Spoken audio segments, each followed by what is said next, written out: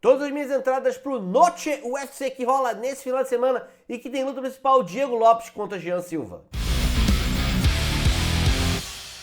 Fala galera, beleza? Sejam muito bem-vindos ao canal Contragolpe. Eu sou o André e vou trazer para vocês todas as minhas análises com expectativas de entradas e entradas pro card preliminar do UFC que rola nesse final de semana, o Noche UFC, que tem luta principal Brasil contra Brasil, onde tem Diego Lopes enfrentando Jean Silva. Mas nesse vídeo eu vou falar apenas do card preliminar. Se você quiser saber o que eu vou falar do card principal, tem um link para você assistir que fica aqui em cima. Se você tá vendo do futuro, o link já tá aí. Se não, o link ainda vai aparecer. Então fala o seguinte, se inscreve no canal, clica no sininho para receber notificações, que assim que esse vídeo ficar disponível, você vai ser notificado e vai poder vir aqui, ver o que eu coloquei de palpite também pro card principal, beleza? Vamos começar com uma luta que não tem muito dado, tá? A gente tem aí o Rodrigo Zezinando, que vai enfrentar o Danil Donchenko. Uma luta que a gente tem pouco dado para analisar, tá? Não é uma luta que eu acho que vale a pena você fazer a aposta. Tô trazendo aqui porque, como eu vou palpitar nela no palpitão, às vezes vocês querem ouvir a opinião, tá?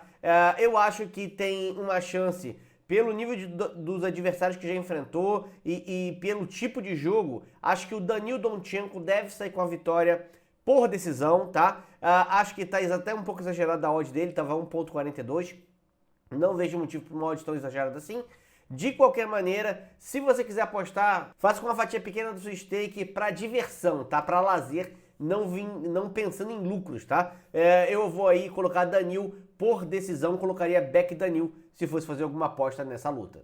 Montserrat Redondo vai enfrentar a Alice Pereira. A primeira coisa que chama atenção nessa luta é a diferença de idade, tá? A Redondo tem 36 anos, enquanto a Alice tem 19, tá? A Alice tem pouquíssima experiência no MMA, é uma atleta que, pela juventude, tem mais agressividade, é mais visceral do que a Redon, mas a Redon é uma atleta que usa o jogo de queda, usa com qualidade, já foi testada no nível do UFC com esse jogo, conseguiu ser efetiva, então eu acho que a Redon vai conseguir buscar o jogo de queda e vai sair com a vitória, tá? Ela é a zebra nessa noite, tá? Até por conta da idade. Ela tá pagando 1.54 aí para Alice, então eu vou entrar tranquilo a favor da Rendon nessa luta. Back Rendon, mais do que o round meio, segundo round começa. Para não dizer que não tem risco nessa luta, tem o risco da Alice nocautear, tá? A Alice pode colocar uma mão pesada, a Rendon ceder ali um pouco, ela ganhar alguns rounds e ganhar a luta, ou ela conseguir o nocaute. Então, esse é o risco que acontece. Se começar com a Alice conectando muitos golpes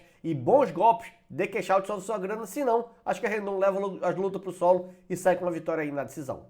Alessandro Costa, que vai enfrentar aí o Alden Coria. O brasileiro, que é o Alessandro, ele tá como favorito, amplo favorito para esse combate. Odd 1.21, mais de 80% de favoritismo para ele, tá? Eu acho que ele vence a luta. Acho que o favoritismo tá correto, mas talvez um pouco exagerado. Tem risco do brasileiro nocautear? Tem. Ele pode nocautear. Essa odd aí, inclusive, é para quem nocauteia no primeiro round.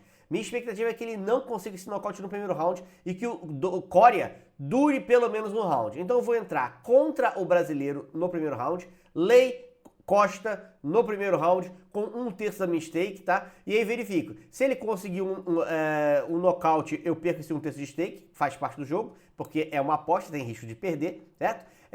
Agora, se ele não consegue, performa mal no primeiro round, isso dá uma aumentada no valor, eu dou um cash out e entra a partir do segundo round com a stake inteira a favor aí do brasileiro Alessandro Costa.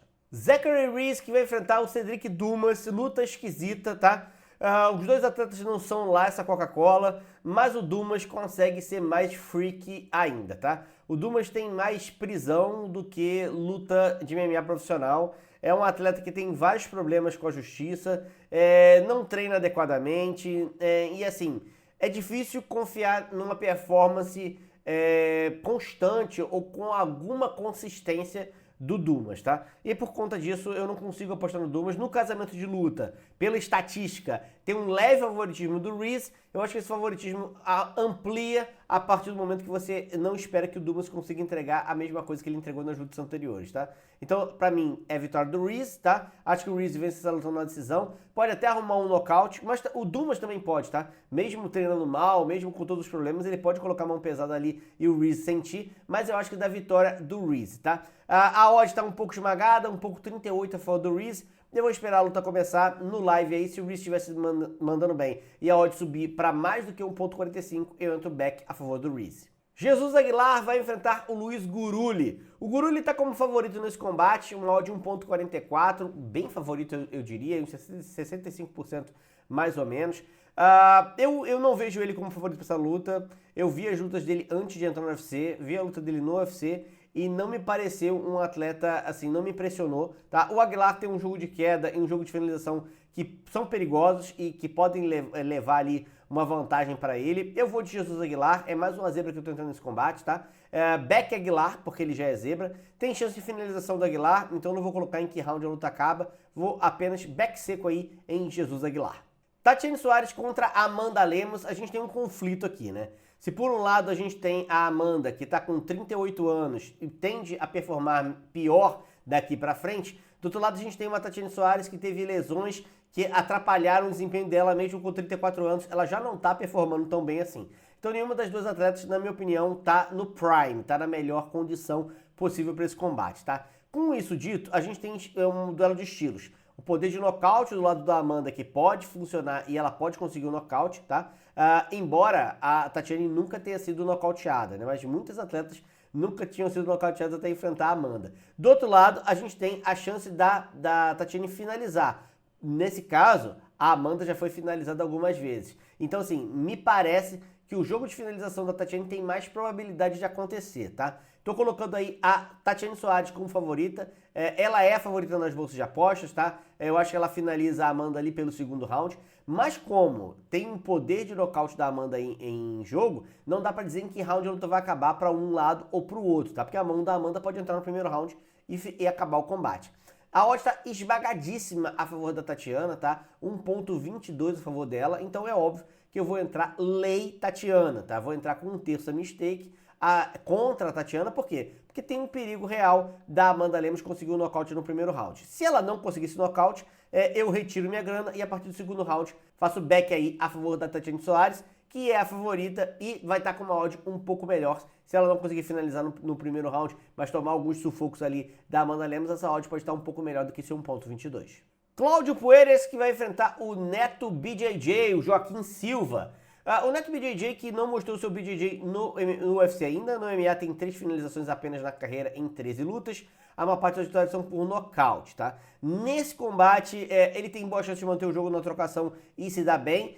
Muita gente fala, não, ele tem um jiu-jitsu para se defender. Eu não sei, eu nunca vi. A gente não tem estatística sobre o jiu-jitsu do Joaquim Silva, então é muito complicado você acreditar que ele pode ou não se defender ali do Puelles. O Puelles tem 12 lutas e venceu 7 por finalização. O Joaquim tem 13 lutas e venceu 7 por nocaute. Assim, jiu-jitsu por jiu-jitsu, me parece que o do Cláudio tá mais adaptado ou é uma coisa que ele busca com mais foco dentro da luta, entendeu? Então eu vou de Cláudio Puelles vencer nesse combate. Acho que ele vai pela decisão, colocando um respeito aí pelo jiu-jitsu defensivo do Joaquim, tá? Mas pode até aparecer uma finalização pro lado do Cláudio.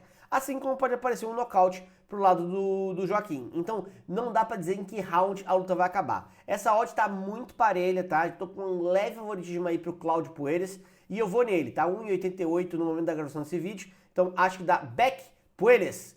Puelles, eu acho que é assim, Puelles. Tem que ver como é que pronuncia isso aí. Puelles? Deve ser com J. Vamos lá.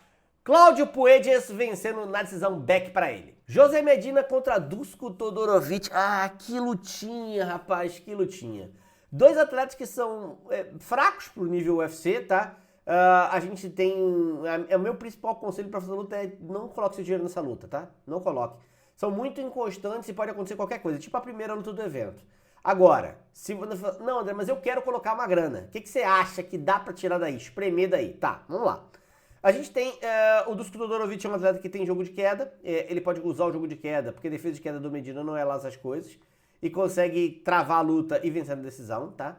No jogo de trocação, fogo cruzado, pode acontecer qualquer coisa. A gente tem o Todorovic, que tem poder de nocaute, mas você vê, das 6 derrotas que ele tem, 4 vezes ele foi nocauteado. Então o queixo dele também já deixou ele na mão algumas vezes. Então assim, se ficarem na trocação, tem risco de nocaute para os dois lados. Se o Todorovic buscar o jogo de queda, ele leva mais vantagem, tá? Então, o que eu acho que vale a pena? Você vê nessa luta, a odd tá 1,30 pro Todorovic, muito favorito.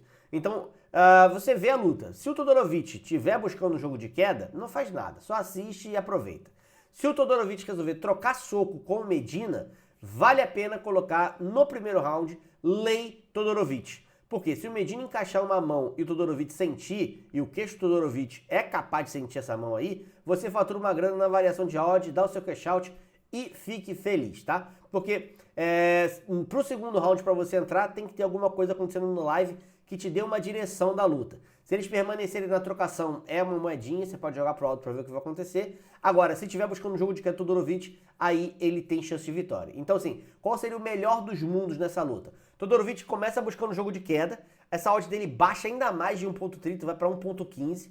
Aí o Medina consegue voltar em pé e dar um balaço na cara do Todorovic, que toma um knockdown, tá? Quando a odd estava 1.15 e ele estava caído no chão ali, e eles levantaram em pé, você aproveita esse momento do levantou em pé para entrar um Lei Todorovic a 1.15.